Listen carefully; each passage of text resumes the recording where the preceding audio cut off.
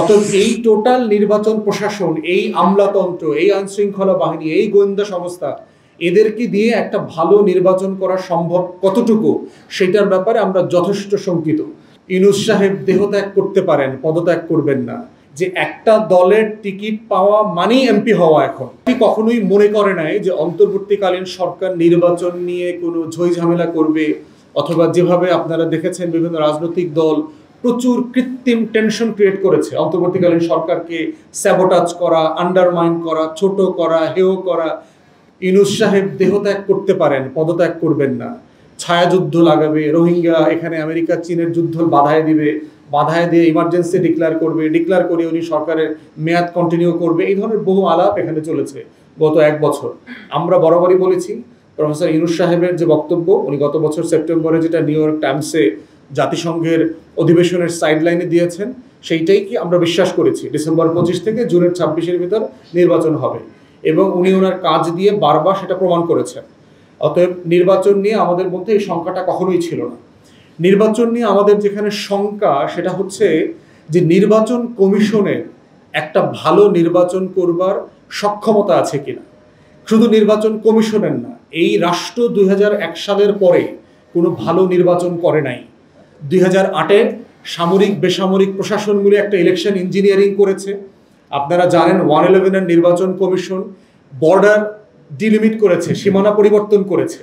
বারবার করে যেটা করেছে, 88টা আসনের সীমানা পরিবর্তন করবার মধ্য দিয়ে 133 অথবা 134টা আসনের ভোটের ফলাফলকে সে এদিক সেদিক করে দিয়েছে।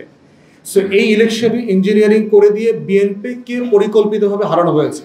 যদিও 2008-এর নির্বাচন নিয়ে বিএনপি নেতারা খুব বেশি কথা বলেন না, কারণ তারা সংসদে গিয়েছিলেন। তারপরে 2014-তে একতরফা নির্বাচন করেছে, 2018-তে রাতে নির্বাচন করেছে, 14-তে ডামি নির্বাচন করেছে। অতএব আমার টোটাল নির্বাচন প্রশাসন, আমার টোটাল রাষ্ট্র ডামি নির্বাচন করতে জানে, ইলেকশন ইঞ্জিনিয়ারিংটা জানে, রাতের ভোটটা করতে পারে, একতরফা নির্বাচনটা করতে পারে, কিন্তু গত 24 বছরে সে কোনো ভালো নির্বাচন করতে জানে না। অতএব এই টোটাল নির্বাচন প্রশাসন, এই আমলাতন্ত্র, এই আইনশৃঙ্খলা বাহিনী, এই গোয়েন্দা সংস্থা, এদেরকে দিয়ে একটা ভালো নির্বাচন করা সম্ভব কতটুকু সেটার ব্যাপারে আমরা যথেষ্ট শঙ্কিত। আমরা আমাদের তরফ থেকে বারবার দাবি করেছিলাম যে এই নির্বাচন কমিশন কোনো না কোনো পর্যায়ে একটা স্থানীয় নির্বাচন করুক, একটা ড্রিল হোক, যে আসলে তারা ভালো নির্বাচন করতে পারে কিনা। যেই লেভেলে তৃণমূলে সহিংসতা আমরা আশা করছি, দেখতে পাচ্ছি, যে একটা দলের টিকিট পাওয়া মানেই এমপি হওয়া এখন।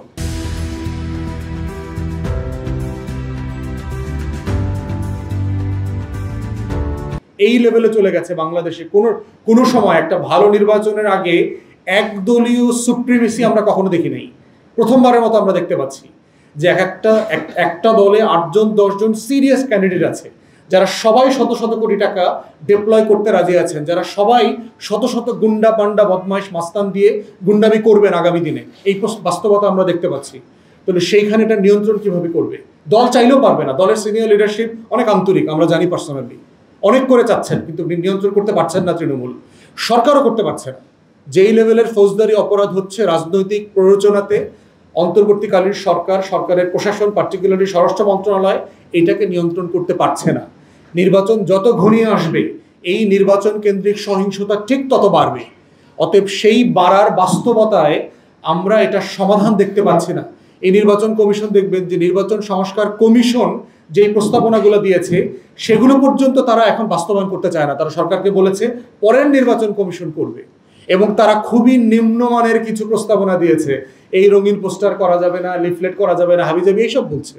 গুরুত্বপূর্ণ নির্বাচনকে সংস্কার করবার যে কাজগুলো করা দরকার ছিল এগুলো এখনো এই নির্বাচন কমিশন হাতে নেয়নি।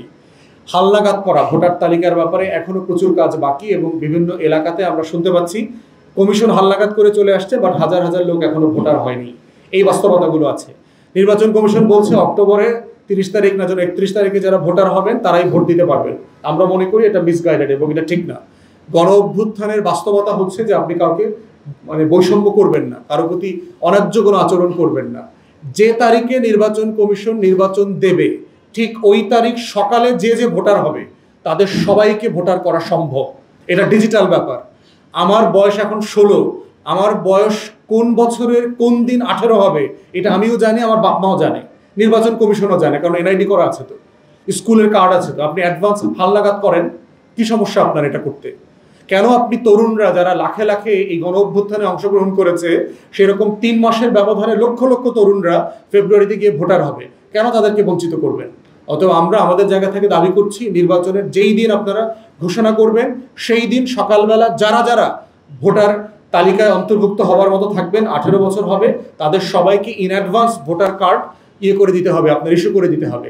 এবং এটা ডিজিটালি করা সম্ভব, সারা দুনিয়াতে এই প্রসেস আছে, এটা কোনো সমস্যা নাই।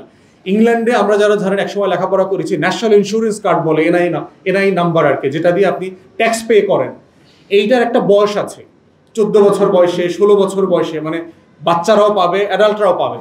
অটোমেটিক এই কার্ডটা আপনার স্কুলে বাসায় পৌঁছে যাবে, আপনাকে চাইতে হবে না। আপনার বয়স যেদিন 18 হবে, লোকাল ইলেকশন অফিস থেকে আপনার বাসায় ব্যালটের কার্ড পৌঁছে যাবে, আপনাকে আলাদা ভোটার হইতে হবে না। অতএব এই জিনিসগুলোর চর্চা সারা পৃথিবীতে আছে। প্রবাসীদের ভোটার তালিকা নিয়ে আরেকটা চ্যালেঞ্জের জায়গা আছে।